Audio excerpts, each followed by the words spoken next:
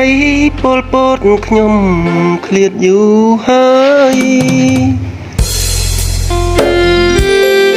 មិនគួរនឹកឡើយសម័យយងខ្នង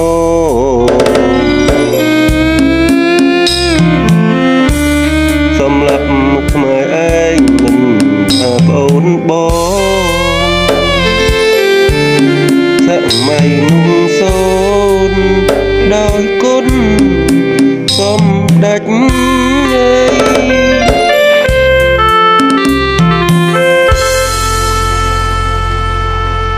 ឆ្នាំ8 ខែព្រមទាំង20 ថ្ងៃ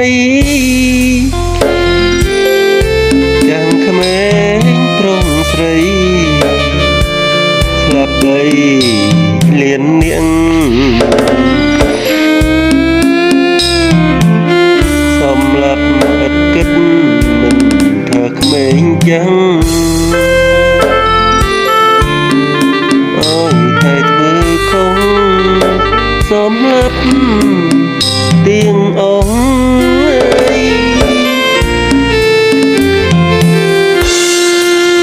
នឹកឃើញសម័យនោះខ្ញុំស្លុតអស់ហើយសម្លាប់ឥតស្បើយត្បូងជាប់គល់ឫស្សី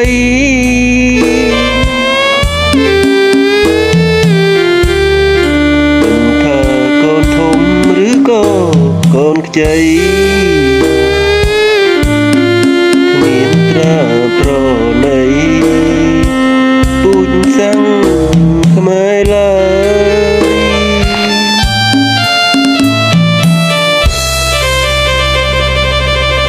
សម័យដែលចូលបវរងរឿងទៀងស្រុកសានត្រាសបោឥតខ្វះ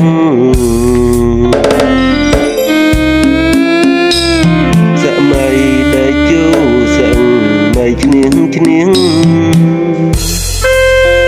សង្សារនឹងរៀងនឹកគុណសម្ដេច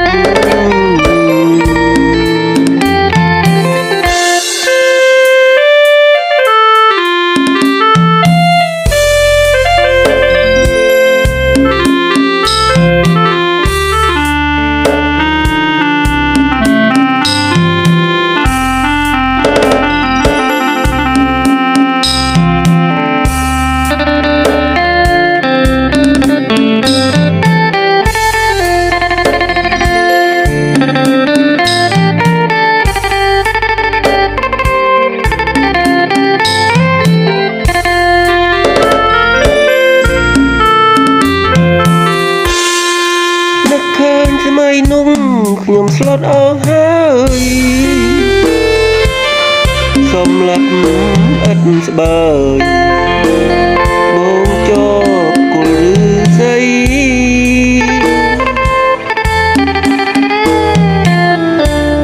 មិនថាកូនធំឬក៏កូនខ្ចីគ្មានត្រាប្រណីពូជសាំងខ្មែរឡើយ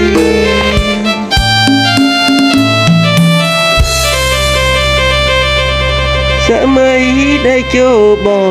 វរងរឿងទៀងស្រុកសានត្រាសបោឥតខ្វះ